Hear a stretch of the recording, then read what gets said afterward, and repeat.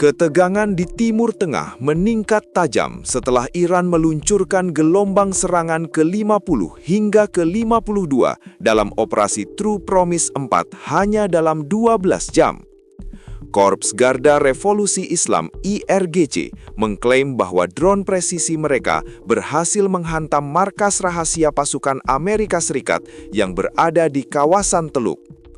Serangan ini secara spesifik menyasar pangkalan militer serta sistem radar vital yang selama ini menjadi tulang punggung kehadiran militer Amerika Serikat di wilayah tersebut.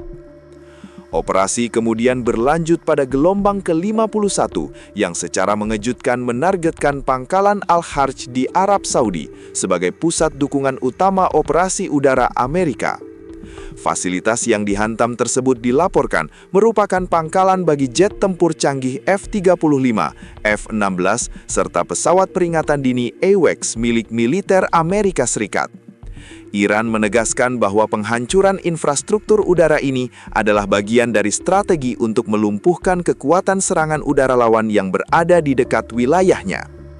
Tak lama berselang, IRGC mengumumkan serangan gelombang ke-52 yang menyasar target di Israel serta 3 pangkalan militer Amerika di Irak dan juga Kuwait. Pangkalan Harir di Erbil serta Ali Al-Salem dan Arif Jan di Kuwait dilaporkan menjadi sasaran rudal dalam operasi kilat yang diluncurkan oleh militer Iran. Rentetan pengumuman serangan ini segera memicu situasi siaga 1 di sejumlah negara Teluk yang berada dalam jalur lintasan proyektil dan drone. Kepanikan meluas saat sirene peringatan terdengar di Bahrain, sementara pihak berwenang Arab Saudi dan Kuwait mengklaim telah berhasil mencegat sejumlah proyektil di udara. Meski ada upaya pencegatan, gelombang serangan rudal terbaru tetap berhasil menembus pertahanan dan menyebabkan kerusakan yang cukup signifikan di wilayah Tel Aviv, Israel. Polisi setempat melaporkan adanya kendaraan yang terbakar, mobil yang terbalik akibat ledakan, hingga kerusakan fisik pada beberapa bangunan di pusat kota.